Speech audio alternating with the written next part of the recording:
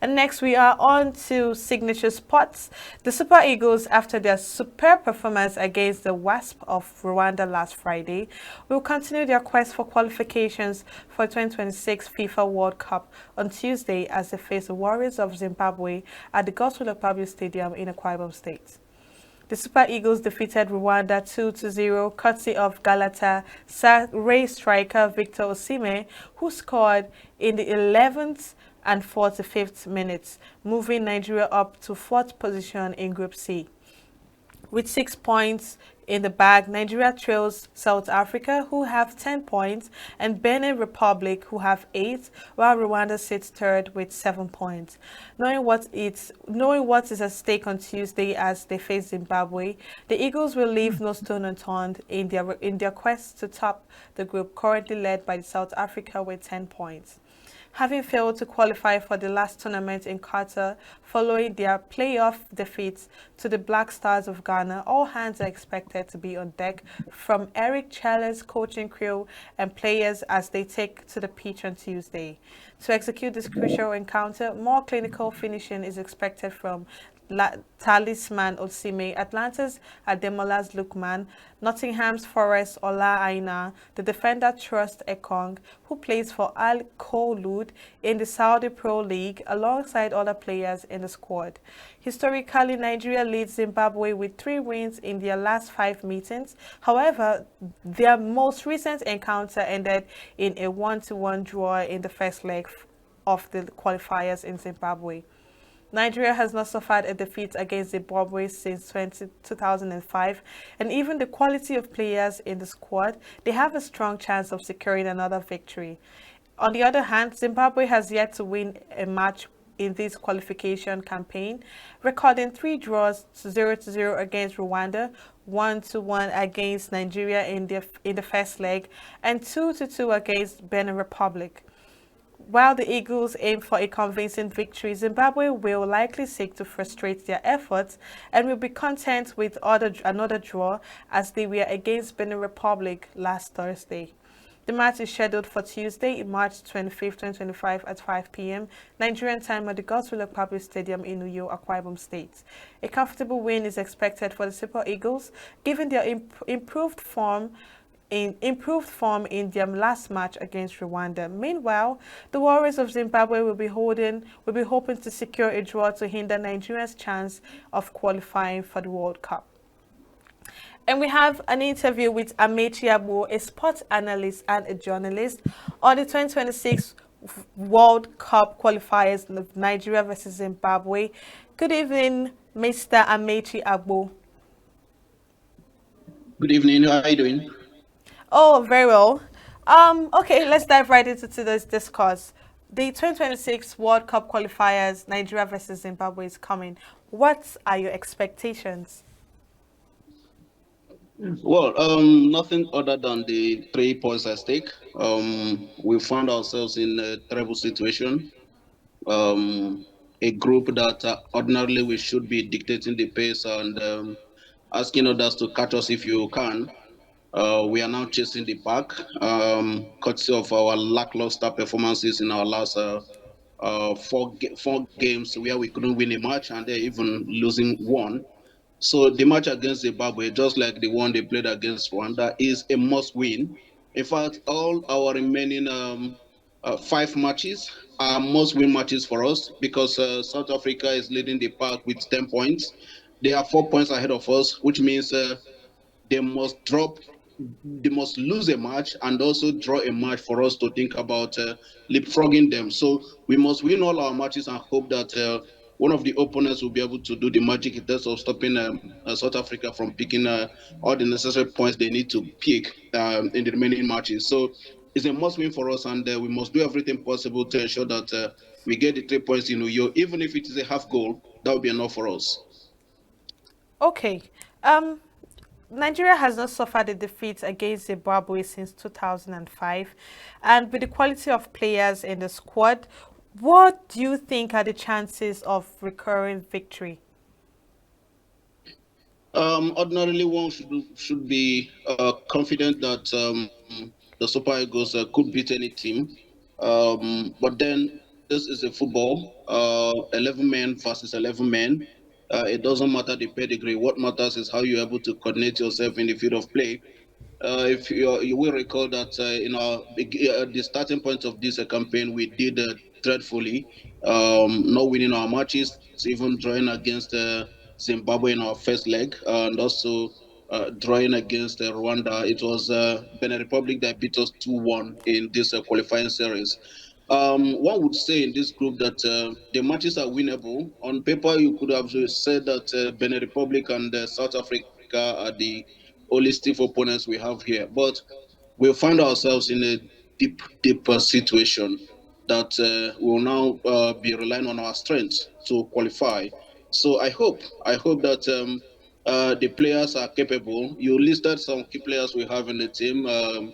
Victor Sime savaging the situation for us against Rwanda. We have the current African Footballer of the Year, Demola Lukman, also doing the yeoman's job. We have Moses Simon, who is doing excellently well with Nantes in a French league. And then we have Olaina, who to me is the most outstanding Nigerian player so far this season with what he's doing with Nottingham Forest in England. And then we can talk about Alex Iwobi of Fulham, and then Kevin Passy also of Fulham. So when you talk about the names, we parade the big names in Nigeria African football, but then what matters is how these players were able to be coordinated. And I thank God that the coach Eric Sekoshel has been started on a sound note. And yesterday we already story that he has placed a ban on visitors and journalists entering the Super Eagles camp to distract them. And I think this is the right decision, and we hope that at the end of the day, we are going to sing Hallelujah at the end of this match, maybe around 7 o'clock tomorrow. We hope so too. Okay, let's revisit the match between the Super Eagles and Rwanda, which they had defeated 2-0, courtesy of the same Victor Sime that you had made mention of. What can you say about that entire game from that day? That match. There were a lot of things involved in that match, not just the 3 points. Number one, Eric Sekoshel also was beginning his coaching career as Super Eagles coach, so there was pressure from that angle. He must start on a sound note. And also, Nigeria has not been able to win an away match in the recent times. The last time we won an away match was in 2021 against Sierra Leone in Africa AFCON qualifier. That was 2-1 victory. Since then, we've not recorded an away victory in a match of this magnitude. Then, thirdly, the Nigeria found themselves in a precarious situation that that match must be won at all cost. And at the end of the day, they delivered the expected ticket. If we didn't win that match, maybe by now we should be thinking about packing our bags and baggages and forgetting everything about the 2026 World Cup. So the match was very critical, and I thank God that Victor Sime rose to the party and did what was expected of him as a top striker. And then they scored the 2 goals in the first half. Then in the second half, they managed the game, controlled the game, and they showed that Rwanda didn't penetrate the defense too easily. So at the end of the day, it was a 2-0, a big start for Seko Shell, and then a big motivation for the Super Eagles going into tomorrow's match. Okay, the tomorrow's match, I am very sure that you are optimistic about it. I'm pretty sure that if you had your chances, you would go to that stadium to watch Super Eagles play against Zimbabwe. But since I don't know if you are going to be there live, but would you give us an analysis of what you think would happen tomorrow? Yeah, the as I said, the coach placed a ban to visitors and journalists. They had a press conference today around 6 p.m. Nigerian time, and journalists were only allowed 15 minutes or 30 minutes or thereabout to interview the players, and then they also engage in their closed door training. Remember, the training at this point in time is all about tactics and how they are going to ensure that they come out with the 3 points. Sekoshel also said the fact that when he was unveiled in Abuja that he likes scoring goal, and for you to score goals, you play attacking football. And when you are playing attacking football, you should also be defensive minded so that you don't concede. So I want to see that tomorrow. The majority of the players that started the match yesterday, of course, are going to start because as a coach, you have to start with the winning team, and also be sure that you have a bench that should be able to improve on the performance of the first 11 in case the need arises.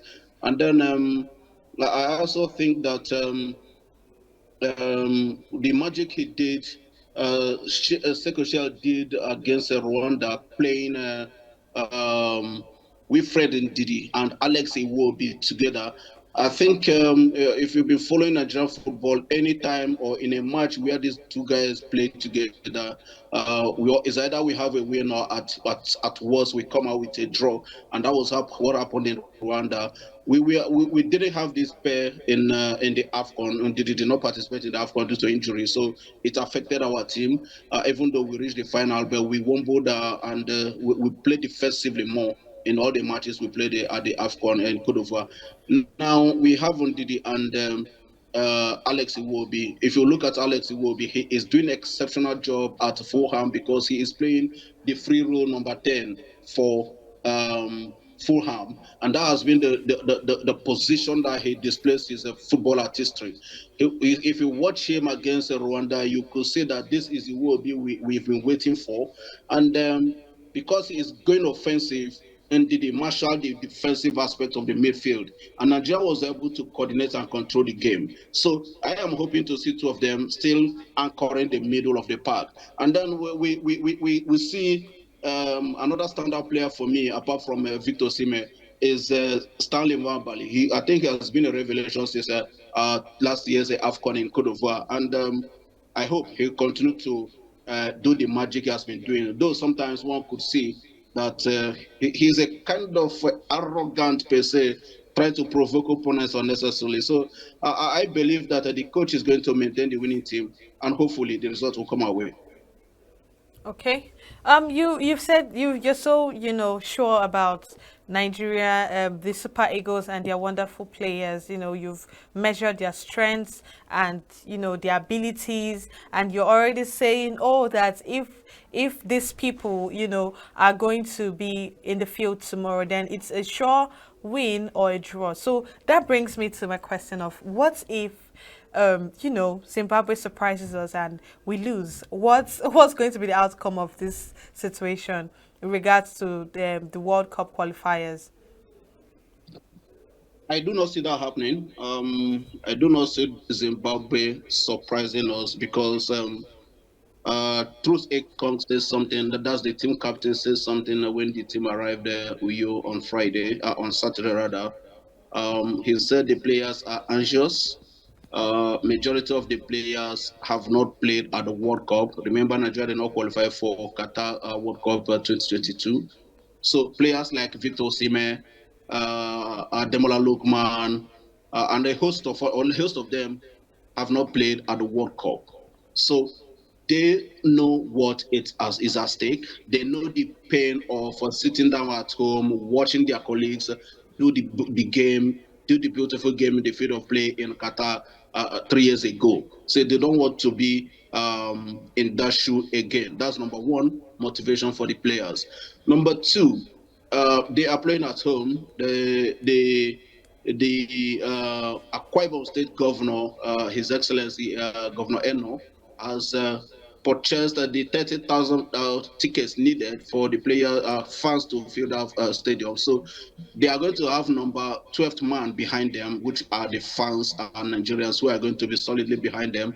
That's number two. Number three, they played away against Rwanda and they won 2-0. So it is another huge motivation for them. So I believe that these three factors are capable of pushing them to know that they have no reasons to drop points at home.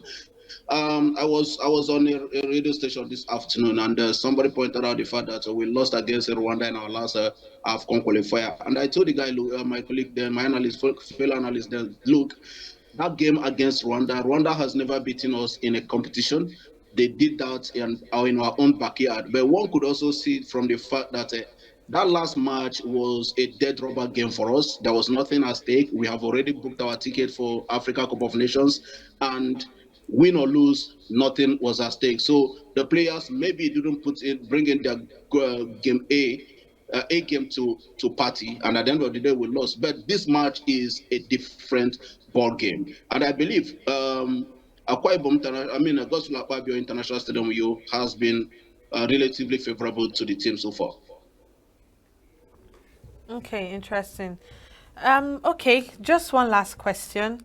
Um, I really don't know how to put this question, but the game is tomorrow, and how prepared do you think the Super Eagles are? You know, the game is tomorrow at the Akwa Ibom State Stadium. How prepared do you think Super Eagles are against Zimbabwe? Yeah, my concern with when we are playing international matches is the fact that our players don't report to camp early enough. If you go to Europe, well, it is understandable. When there is international break, you see European nations play matches either Tuesday or Wednesday of that international break. But down here, we either start on Friday or on Saturday. That is because number one, a large crop of our professionals are playing in Europe. Number two, the system of transportation in this part of the world is not too convenient for people. In Europe, they most times make use of trail transportation, but trail transportation is not something common in Africa, particularly in Nigeria. So people cannot jump in and out from their club into Fashionista. their camp I'm saying in their various countries. And then you also look at the fact that when they arrive to their camp, we most times do not have direct flight from one African country to the other. Sometimes you need to go from Nigeria to Britain before you go to Ethiopia or the rest of them. So it is collecting flight issues is also a problem that makes it impossible for our players to assemble on time to prepare for competitions. The match against Rwanda, our players arrived the team was complete on Tuesday. They trained only on Monday rather, and then some came early on Tuesday morning. They trained only on Wednesday as a group, on Thursday as a group, then Friday there was a match. So if you look at the whole thing now, we do not have enough time for the players to assemble and effect tactics. And also do not forget that Sekou Shell is a new coach. There will be a new philosophy. There will be a new atmosphere. There will be a new character. There will be a new motivation. There will be a new almost everything in the camp because there is a new man on the helm of affairs. So we don't have enough time to prepare for this. Reason because we are using all our players are European based. But this is not the case with Zimbabwe, who their majority of players are from the domestic league. So they might have been in CAF for maybe 2-3 weeks before few of their foreign players joined them. And then you will understand why they play beautiful football like what they did against Benin Republic, but scoring 2 goals when they were 2 goals down. So we don't have enough time for preparation, but we are hoping against hope that the little time they had together, they should be able to do the magic. Signature TV. News in your pocket.